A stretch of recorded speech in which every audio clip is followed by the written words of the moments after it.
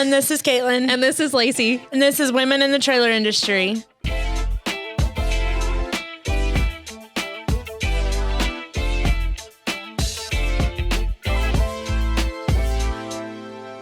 Today we're going to talk a little bit about the importance of goals and then the importance of making sure those goals are on track.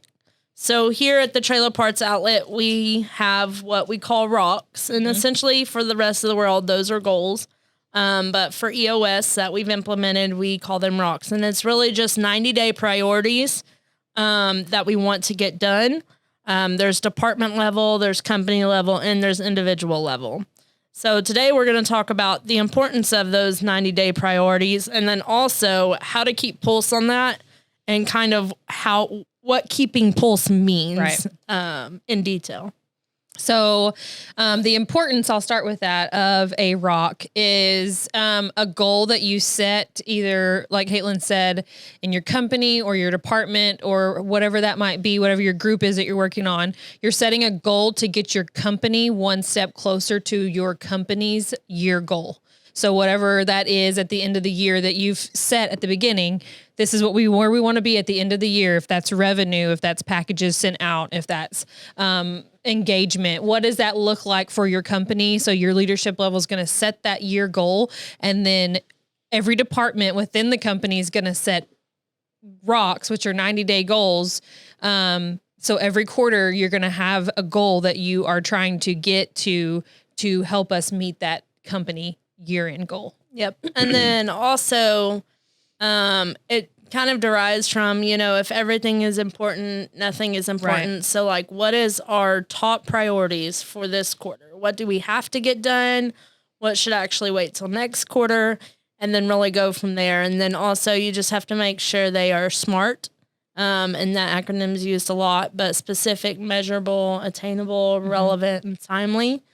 Wow, I'm impressed. I know. That was impressive. We just went over it in the finance meeting, so that's the only reason I remember it, because I was basically onboarding in the middle of the finance meeting. Nice.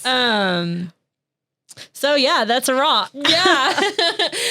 So one of the reasons why you set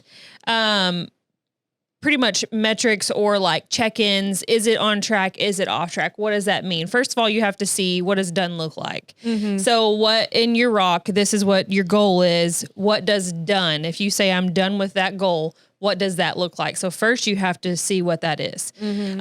And then you can set a metric. Weekly check-ins is how we do it. And you ask your team members, whoever owns that rock. Doesn't mean they have to be the only one to work on it, but it does mean that they are ultimately responsible for it. So every week you're checking in with that person. Where are you at? Are you on track? Are you off track? So that if they're off track, you can help them. Yep. And we've definitely learned the hard way, like actually put some context around that. Right.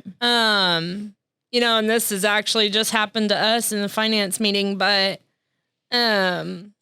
basically 3 months have gone by, and then in the last 2 weeks, someone actually wants to say off track. Yeah. And then it's like, okay, well, how is it now off track? And it's like, well, this so-and-so hadn't got back to me. And it's like, okay, it's been 3 months. So how are we suddenly off track?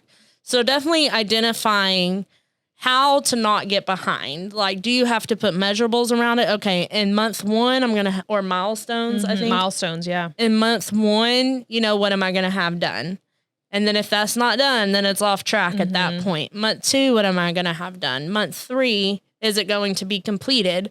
So that they can't say on track if they haven't even started. Maybe give like a 2-week grace period or something, but week 3 or 4, it's off track if you haven't even started the thing. And that may sound bad, but that will at least drop it down to the issue list, figure out what the holdup is, and figure out, is it because procrastination, fear of failure, like they just don't know how to get started or take that initial leap, or they don't know who to contact, and then maybe they're scared to ask. So really identifying what those milestones are, and so you don't get off track 2 weeks before it's due. For sure. I feel like we learned that as a leadership level team. Yes. I know I have definitely personally learned that myself. Because I think we failed them all last quarter. And I think, speaking just for myself, the first time that you set these, you don't want to be the only one in the room that says, I'm off track.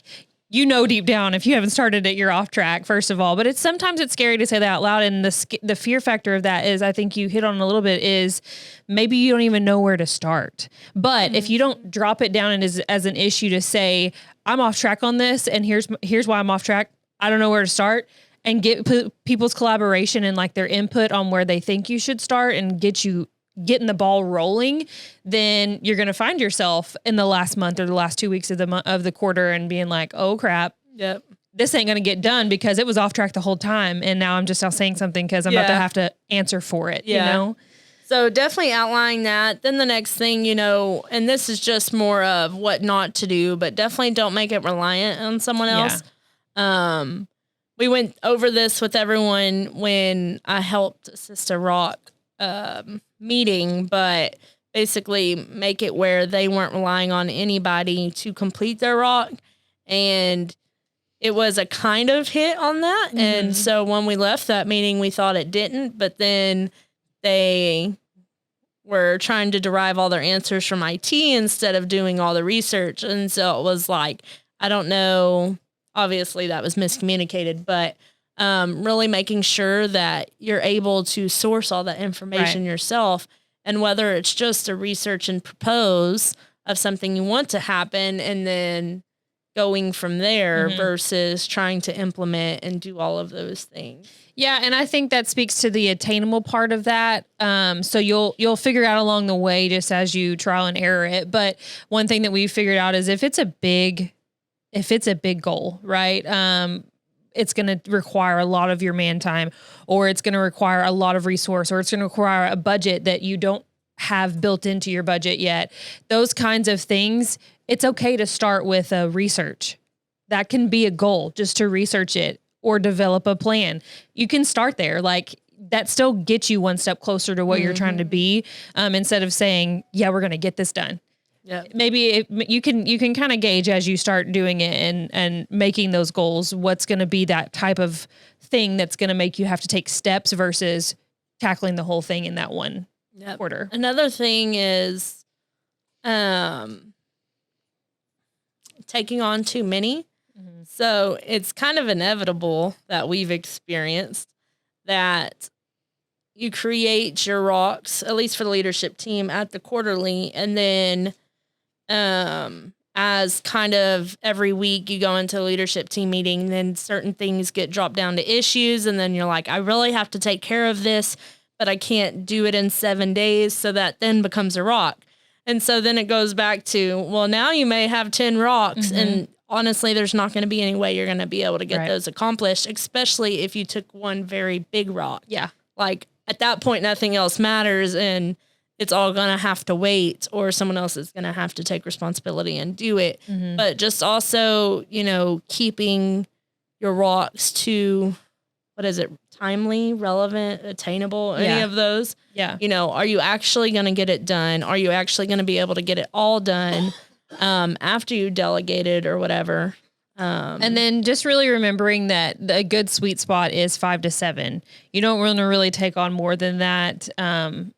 And really department wise should be 3 to 5. So just staying within that scope will give you kind of an outline or a structure to know what you can do and what you can't. Yep. Especially on those big projects. And I mean, one of the last things that I want to talk about too is inevitably you are going to come down to that end of quarter. It is going to be crunch time. You are buttoning up all the loose ends.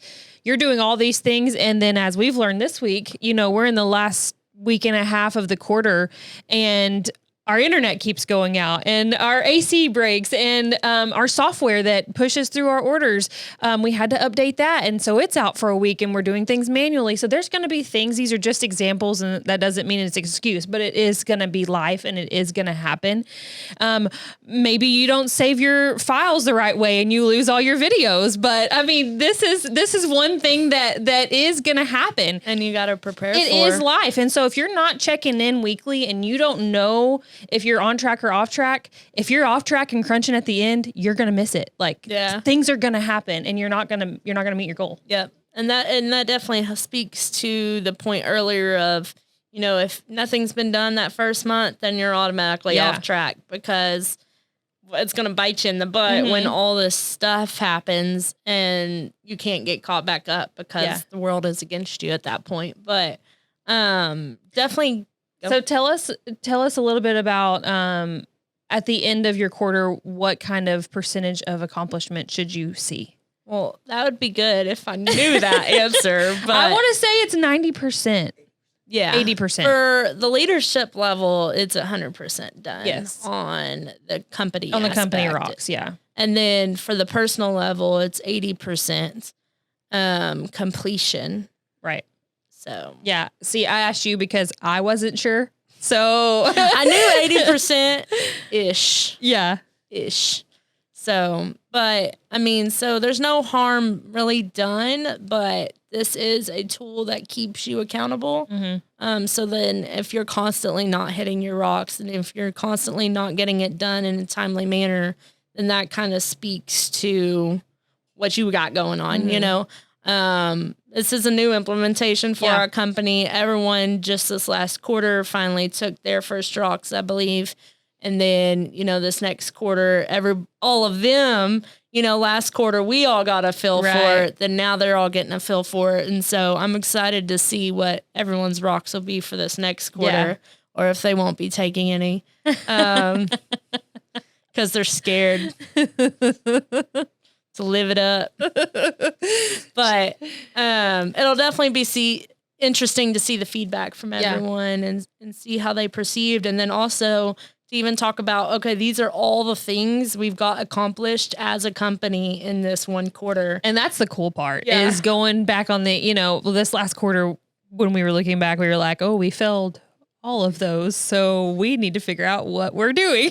But that is a good reflection, but it's even better reflection when you get to go back and look and say, look at what all we've accomplished. This is what we set out to achieve and we did it. So, and that, I think that is the importance of the entire topic of this podcast is you 9 times out of 10 won't meet those unless you're checking in at some point throughout that quarter to make sure that you are on track, your team's on track. That is so important. Yep. And if everything's important, nothing's important. That's right. So, that's the end of that podcast. Be sure to join us at NATDA. And what is that? The North American Trailer Dealer Association. And that is August 29th through the 31st. Yep. And we will be doing live stream podcasting in the Trailer Parts Expo Lounge. And this year we are part of a really cool event. Yep. This will be the first ever year for the Women in the Trailer Industry Committee Roundtable Networking event.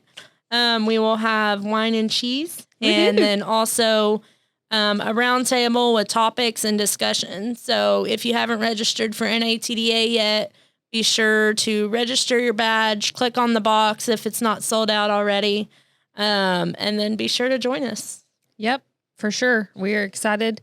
And if you haven't registered for the show at all yet, you can. We have a code set up. I think it's TTPO3. That will we don't get anything from that. We are just working together with NATDA to give you a discount to be able to go and enjoy your time. Yep. If you are a dealer. And if you aren't, I think with registration, at the end of the show, you get a credit for a free hotel room. Yep. So definitely if you're interested in joining the organization, look into those details. A free hotel room in Nashville, Tennessee is no small feat. No. So we'll be happy for y'all to join us. Yeah, for sure. If you do want to be on the podcast, just stop by and let us know what times that are good for you. We'd love to hear what you're doing, what your struggles are in the industry, a little bit of promotion of your own company and what you got to offer. And I think that's it. Make sure and follow us on everywhere you follow or listen to your podcast or live stream your podcast. Maybe it's YouTube. I don't know. And don't forget to follow Full Send with Juan and Keith. They got a podcast too. Sorry. It is a good one. That is a good one. Send it. They full send it. Make sure you like and follow them, and then we'll catch you next time. Bye. Bye.